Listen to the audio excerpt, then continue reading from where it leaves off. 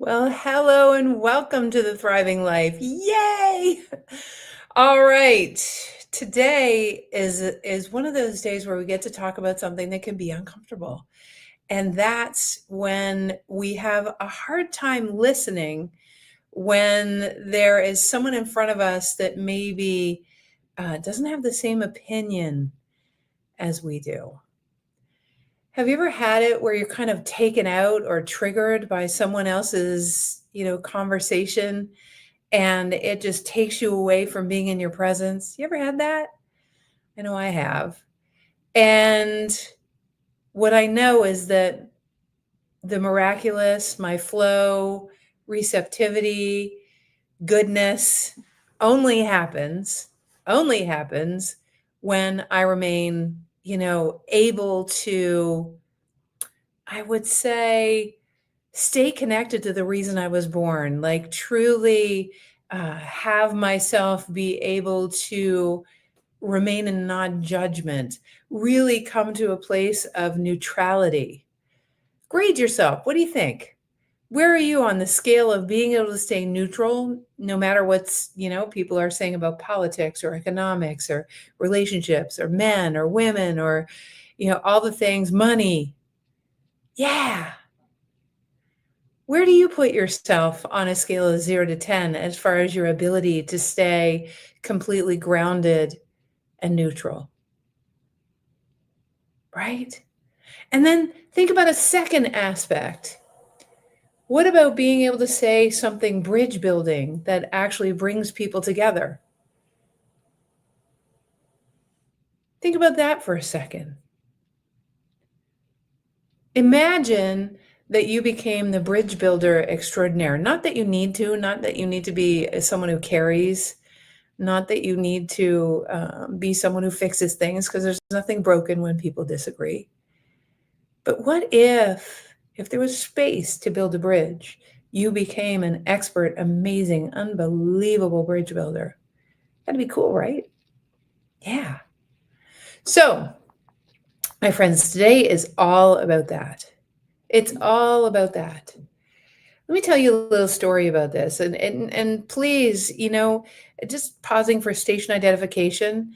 Uh, One of the things in all of our Thriving Life conversations is that we're always chatting about neuroplastic ideas where you can actually embody a new way of being, that your brain solidifies, that your brain actually takes and transcends the old patterns and you leave them behind.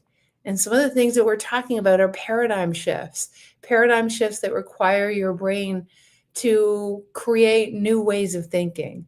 That's called being neuroplastic. And so, in this world of neuroplasticity, it's a really important aspect of your brain to understand. I summarized one of the best interviews I've ever heard in my life on the subject, including all of the ways to make yourself most available to go through evolutions that are positively charged for your life. I did a whole article on that. I also uh, created a masterclass that's all about your particular superpowers and how superpowers work. That information is contained in two gorgeous items that I want to offer you. You can actually have them both. It's my gift to you, and yeah, and they're at a link that we're going to post right now. If you put into the comments the word, if you're on Instagram only, not if you're on Facebook or YouTube or LinkedIn, but if you're on Instagram, you can put sparkly into the comments and SPARKLY, and you should automatically be sent the link. Otherwise, in the comments right now, you will see a link for the wonderful item that we're talking about. So, yeah, just comment sparkly. All right. All right. Next is, and you'll get both of those. But let's talk about listening. Yes. The world is getting very much louder. And certainly, let me tell you what happens when you get taken out. When you get taken out, I call it a trigger. A trigger is more like a resonance. It's like you've somatized or stored cellularly an issue from your past, probably where you were disrespected or where you weren't heard, or there are many, or a certain way that you were hurt in your life.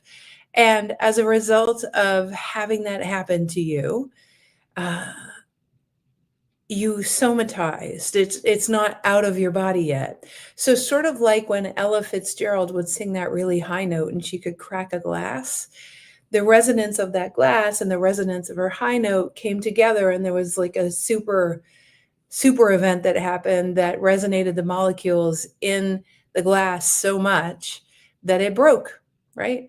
So what happens, and I'm sure you've seen where two tuning forks are together, and if they're both at the exact same frequency, you can tap one of them and it'll resonate the other one. The other one will start playing and resonating. So why do I bring this up? I bring it up because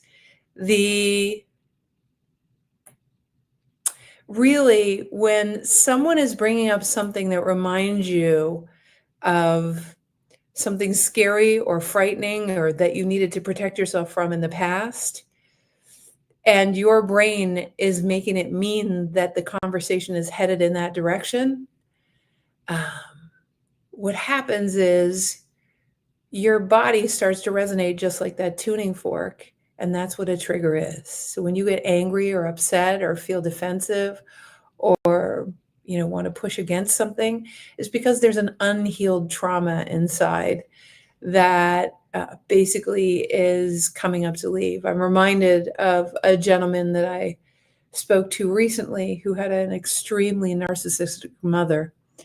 And I was just talking to him, and as a matter of fact, very narcissistic mother. And with his wife, his filters are such that he is always aware of any time he perceives that his wife might be all about herself, or like, so this woman, it's very difficult because she sounds like a very lovely human being. And what happens is with her that basically there's this she's a lovely woman, but she's not coming at things from the point of view of that it's all about her. She's a very generous human being, but because he hears everything that way, because he's trying to protect himself from his mother, basically his wife has become his mother, right? In his mind, not in reality. She is knowing her, she is not that way at all. So understand that that is something that happens quite often. Another incident that I've seen recently was politically. I saw a a Republican friend who I guess has a very liberal family, and they have made him wrong a lot. And so whenever conversations come up where it even remotely sounds like his family, where he lost his family because they disowned him, and I know that's happened the other way around too. It doesn't matter which side of the political spectrum you're on. To me, I don't care. But basically, every time it looks like there's going to be separation as a result of politics, he just his eye twitches, right? Because it's division. There are other people that have it about, I see this all the time. One of my clients has a thing about fairness. And so whenever something looks unfair, even though to the rest of the group, they don't even see it as unfair. So we get attuned to these things that get somatized from our past, and then we react to life that way. Why do I bring this up? Well, I bring it up because these triggers, these resonances within us, it's our amygdala, the part of our brain that tries to protect us from stress. Our amygdala just goes into full force, oh my gosh, and you either get defensive, You get protective or you get preventative. And in doing that, you're not in your presence. And because you're not in your presence, what that means is that you're not actually able to be involved in the conversation in a way that's productive. You'll be reactive. And because something's somatized that's undistinguished and you're reactive, what happens is you're going to probably push away the people that you love and adore. And so listening is a skill set that involves being in your presence in a space of neutrality. And it actually is not at all involved with your amygdala, true listening. Now, can anyone really do that? Yes, I mean, but we still have filters. I mean, I'm a holographic seer. I have an experience with people and they come through, right? Yeah.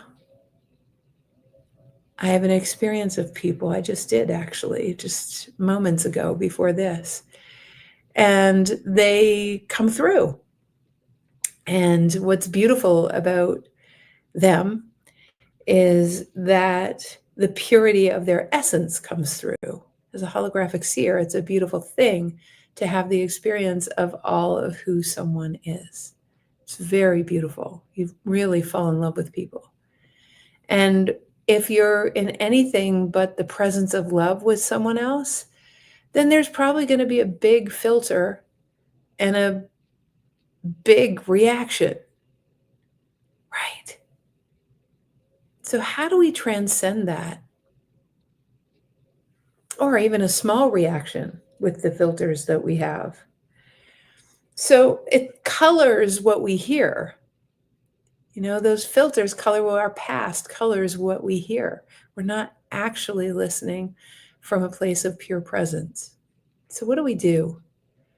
What do we do, especially these days when we're hanging out with people who might not think the same way as we do, where it's easy to just silo yourself with all the people that believe what you believe?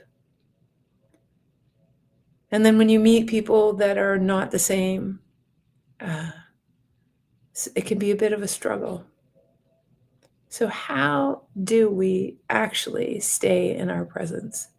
How do we actually get to a place where we can be in our presence such that we can listen past the triggers, past the irritation, past the eye twitching? Well, there's three things that I wanted to bring to the forefront today. One is a very quick thing you can do is go to the bathroom and go in a stall and just take 3 deep breaths. Breathe in through your nose and out through your mouth a little longer than you breathed in. So let's say in for 4 and out for 6. It triggers your autonomic nervous system to just chill the heck out. And when you come back to the conversation, so this is the visual I use. I always listen underneath the words of the person that's in front of me. I'm listening to both what they're saying, but I'm listening to what's underneath the words so that I understand. I use it as an opportunity to understand someone more. A really great, so that's one tool. A second tool is I often love to ask, why is it that, like, tell me more. I want to understand more. Why is it that you feel that way? And through being curious on the adventure about someone else, generally I chill out because, I'm coming from love and I really do want to understand them. And they chill out because they feel like someone really wants to hear what they have to say and that you value what they have to say. Okay, so that's the second one. The third way to, listen, can you walk away? That's not the third way. Of course, you can just walk away and make them wrong and whatever it is, you can do what a lot of people do, just like, they're not someone I want to talk to. But the third thing that you can do is understand, for me, this really helps to know that the entire universe thought they were a good idea to the degree that I'm a good idea. And so if the universe thought they were a good idea, then who am I to argue with it? It doesn't mean I have to agree with them. So the third thing that I often do is redirect the conversation to things that I enjoy talking about that they're going to talk about too. Maybe it's their dog, maybe it's whatever. But you can have a really great conversation with someone who completely, doesn't agree with you religiously or whatever it is. So I'll often say, I got to tell you, I had a really rough day. So the way I build bridges, this third tool, is about telling them something really vulnerable, something that happened that was difficult recently or in that day. And what happens is their hearts tend to soften and they tend to come down a bit. And yeah, it's a beautiful thing. And I know it's hard sometimes because you might be around someone who's generally wonderful. And sometimes they just come from a place that isn't love. And I want you to know that the most important thing you can do is take care of the fact that you're in your heart. This world is kind of cuckoo right now.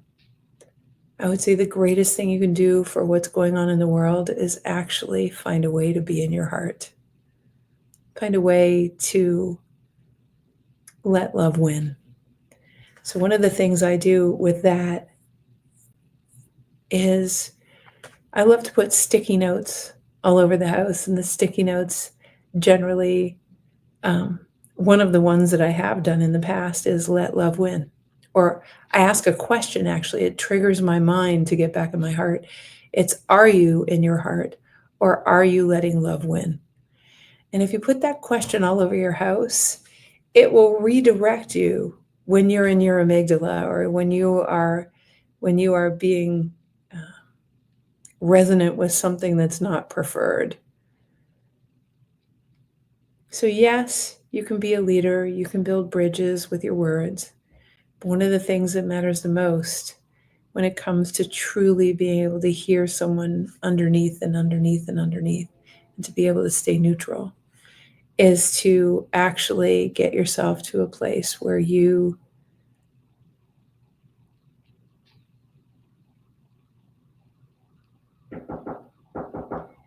where you can where you